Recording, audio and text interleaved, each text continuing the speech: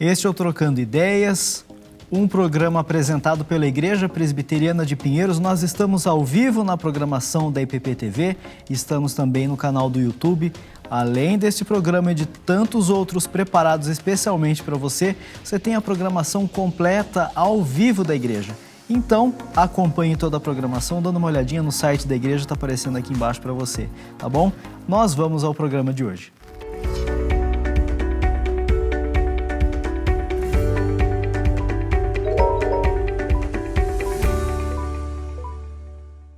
Ok, seja bem-vindo mais uma vez ao Trocando Ideias, seja bem-vindo mais uma vez ao Trocando Ideias. Privilégio, Tiago, estar aqui com você, viu? Obrigado por ter voltado. É uma honra. Nós vamos para o programa de hoje, começando com a pergunta da Roberta.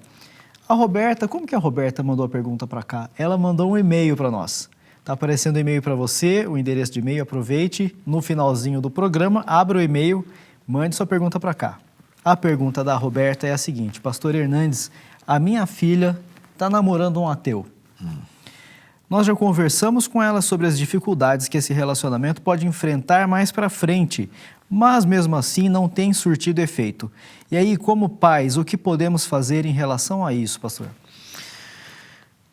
Bom, vamos pegar essa situação para trazer uma análise mais abrangente para outros pais que talvez estejam enfrentando a mesma situação ou situação semelhante. Há uma ideia de que os pais não devem interferir no namoro dos filhos. É uma decisão pessoal, uma decisão própria deles, eles é que vão casar e eles é que vão viver a vida. Eu acho, Tiago, que essa ideia não é bem assim. Os pais devem interferir. Interferir no sentido de conversar, de abrir o verbo, de deixar claro. Porque às vezes o jovem está vivendo uma situação de namoro, está envolvido emocionalmente, e o namoro está turbulento, e o namoro às vezes está complicado, às vezes tem briga, tem discussão, tem choro, tem desentendimento, mas está apegado emocionalmente. Os filhos não têm toda essa visão do farol alto, eles estão envolvidos no momento, então os pais precisam ser mais contundentes. Porque às vezes o filho não vai gostar da abordagem, vai até chorar, mas choro não mata filho. Agora, um casamento errado não só vai deixar a vida desse filho, dessa filha, numa situação enrascada, mas vai enrascar a família inteira. Mexe com a estrutura toda. Se um rapaz é ateu e a menina é uma cristã e está namorando esse rapaz, ela está fortemente se candidatando a ter um grande problema amanhã. Porque vai ter filhos esse casal. Para onde esses filhos vão? O homem é o chefe da casa, o líder da família. Essa mãe está pronta, essa mulher está pronta a ver seus filhos indo para o ateísmo? Todas essas questões precisam ser abordadas. Porque a Bíblia diz assim, lá em Amós 3,3, andarão dois juntos se não houver entre eles acordo? O Jaime Kemp, que já está bem avançado de idade, mas ainda lúcido e pregando, lá atrás escreveu um livro dizendo o seguinte, que um namoro misto ele tem alguns problemas, porque estatisticamente falando, apenas 25% se converte da parte que entrou no namoro não convertida. Então, a chance dessa menina aí ter um namorado ateu e dele se converter é 25% de chance. Então, a possibilidade de um casamento desse também não funcionar é de 75% não funcionar. E ele olha o seguinte, imagine você que você vai fazer uma ponte aérea Rio-São Paulo, ou São Paulo-Rio. Você está sabendo que 75% dos aviões estão caindo. Você embarcaria num voo desse? Você faria uma viagem dessa? Você embarcaria num casamento onde 75% estatisticamente falando estão fracassando? Então, essas coisas precisam ser tratadas. Agora, não é só ser crente, não. Porque tem muito casamento de crente doente, ruim. Então, tem que ter uma série de fatores que o rapaz, a moça e a família precisam olhar. Primeiro, Essa pessoa que está namorando tem caráter? Tem caráter? Tem uma boa família? Essa pessoa respeita pai e mãe? Essa pessoa é trabalhadora? Ou ela é sonhadora, sonha com arranha-céu, constrói um galinheiro? Porque não se vive de sonho. A pessoa tem tino para trabalhar. Estou falando de ser rico, não. Estou falando de trabalho. Essa pessoa respeita a menina ou o rapaz? Ou é aquele tipo de gente? Não, para você provar que você é melhor, você tem que ir para a cama comigo. É um explorador uma pessoa dessa. Essa pessoa, quando começou a namorar, porque está namorando, ela se tornou melhor, é uma filha mais feliz, mais alegre em casa. Ou depois começou a namorar, não tem relacionamento com mais ninguém.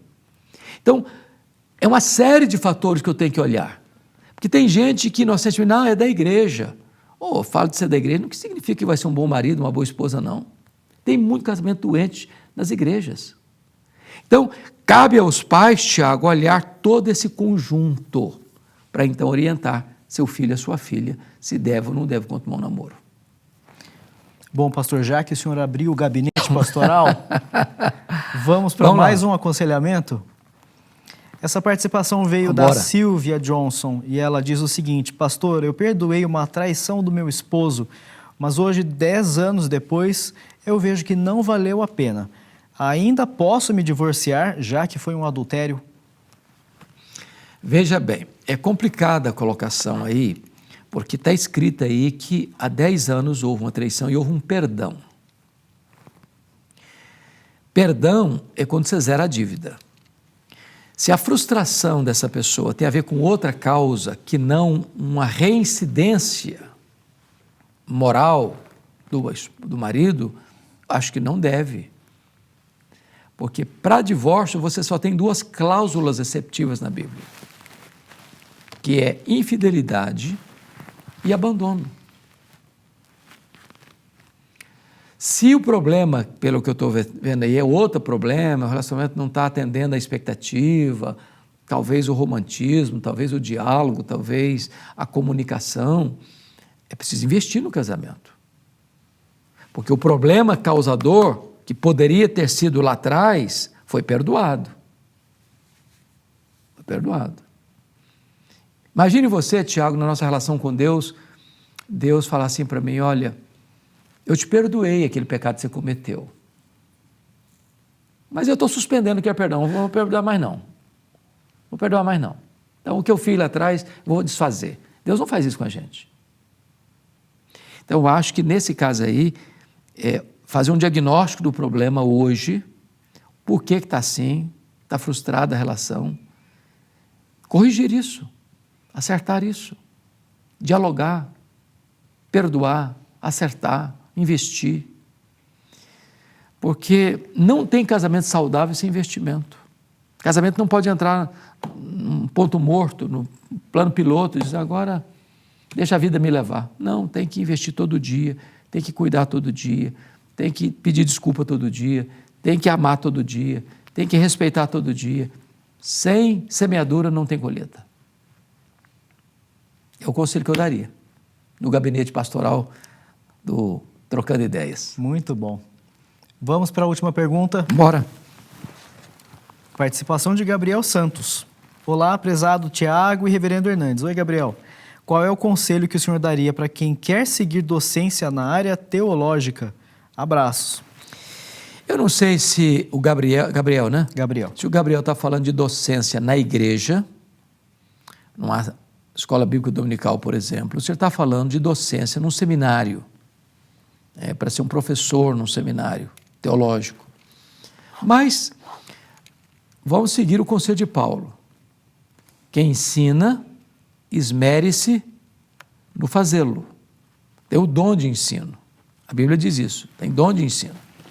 Quem tem o dom de ensino deve se esmerar nisso, para fazer com excelência. Porque não é o fato de eu ter o dom, que agora eu tenho o dom de ensinar, então eu vou ensinar. Não, todo mestre tem que aprender. Tem que aprender. Quem cessa de aprender, cessa de ensinar.